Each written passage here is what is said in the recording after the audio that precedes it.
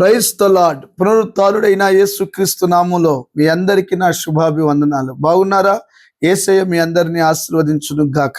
అనుదిన వాత్సల్యత అను నేటి వాక్య ధ్యానాంశాన్ని ఈ ఉదయకాలం ధ్యానించుకుందాం రండి. పరిశుద్ధ బైబిల్ గ్రంథంలో నుంచి మార్కు సువార్తమానము 9వ అధ్యాయము 23వ వాక్య భాగాన్ని నేను చదువుతాను. వీలైతే బైబిల్ తెరిచి వాక్యాన్ని గమనించండి.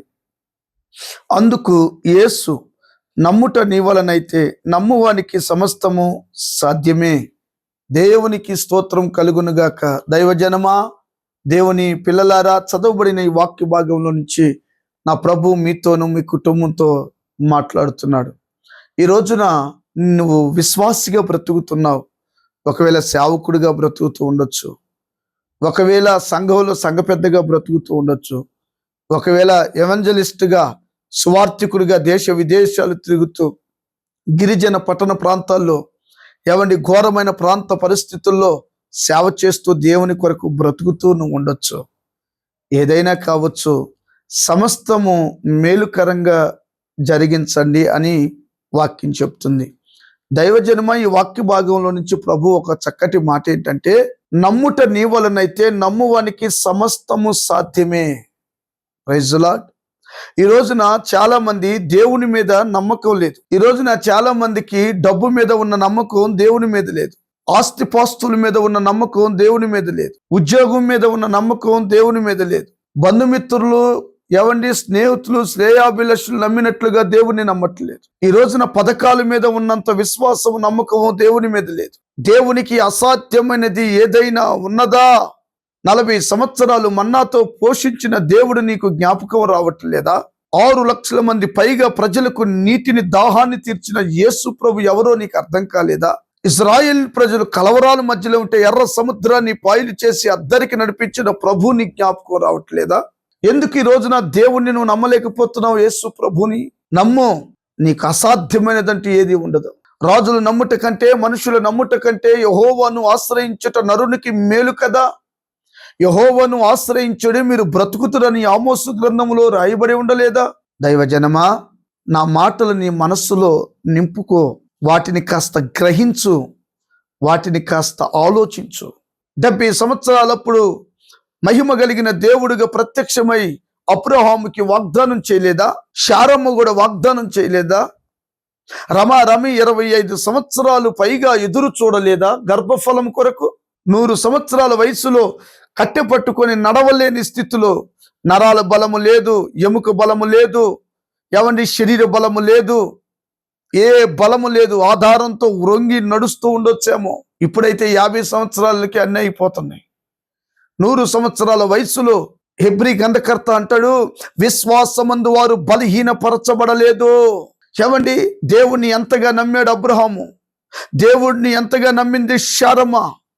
బలహీనురాలైపోతున్నానని ఆలోచన కలిగిందే తప్ప దేవుని మీద అపనమ్మకం రాలేదు. ఈ వాక్యం వింటున్న దైవజనమా, నీ జీవితంలో ఏదైనా చేయగలడు సర్వశక్తి కలిగిన ప్రభు. 25 సంవత్సరాలు ఎదురు చూచారు.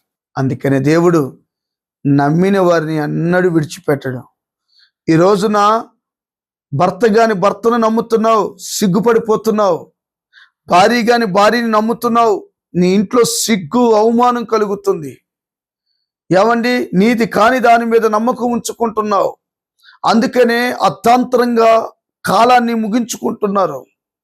ఎవరిని నమ్మాలి, దేనిని నమ్మాలో అనే విచక్షణ జ్ఞానం కూడా లేకుండా పోతుంది నాటి సమాజాన్ని. ఎంత ఘోరమైన పరిస్థితుల్లో ఉన్నామో మీకు అర్థమవుతుందా? ఆ మధ్య ఎవరో ఒక బిడ్డ, చూడండి, మా డాడీ మంచిగా చూసుకుంటున్నాడు, మా డాడీ ఎంతో ప్రేమిస్తాడు నన్ను, గనుక పెళ్లి చేసుకుని ఎక్కడికో వెళ్ళిపోయే కంటే మా డాడీనే వివాహం చేసుకుంటే ఎంత బాగుండో కదా. కలికాలం అన్నారు కదా. ఘోరమైన పరిస్థితుల్లోకి ప్రజలు వెళ్ళిపోతున్నారు. ఏ విశ్వాసం నీది? ఏ నమ్మకం నీది? ఎవరి మీద నీ నమ్మకం? భూమిని ఆకాశాన్ని సృష్టించిన యేసయ్య మీద నీ నమ్మకాన్ని పెట్టుకో. నిశ్చయముగా బలమైన కార్యాలు జరుగుతాయి. రమి 25 సంవత్సరాలు పైగా నిరీక్షణతో ఎదురు చూశారండి. ఆధారం లేనప్పుడు అబ్రహాము, శారమ్మ గారు. అందుకనే దేవుడు వారి యొక్క నమ్మకత్వాన్ని చూసి, వారి యొక్క విశ్వాసాన్ని చూసి దేవుడు గర్భఫలము తెరిచి ఆకాశ నక్షత్రముల వలె ప్రజలనిచ్చి నవ్వు అనే పేరు నిందను కొట్టివేసి నమ్మకాన్ని గనపరిచి నవ్వు నోటి నిండా నవ్వునిచ్చాడు. ఎలిసబెత్తమ్మ గారు, జకరియా గారు మీరు ఎరుగుదురు కదా, మంచి ప్రార్థన పరుడే గాని దేవుణ్ణి నమ్మలేదు. కుమారుడు పుడతాడంటే నోరు ముయ్యబడును గాక అన్నాడు.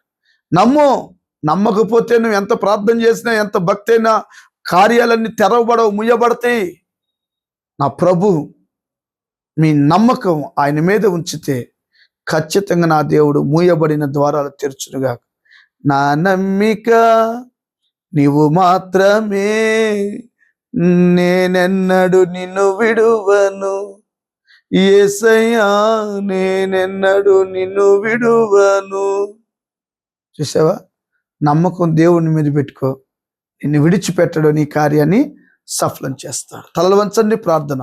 ప్రేమ కలిగిన మహాపరిశుద్ధుడా, నమ్మకం మనుషుల మీద కాదు, నీ వైపు ఉండి ఫలాన్ని పొందే కృప దయచేయండి. యేసు నామమున అడిగి పొందినాను తండ్రి, ఆమేన్.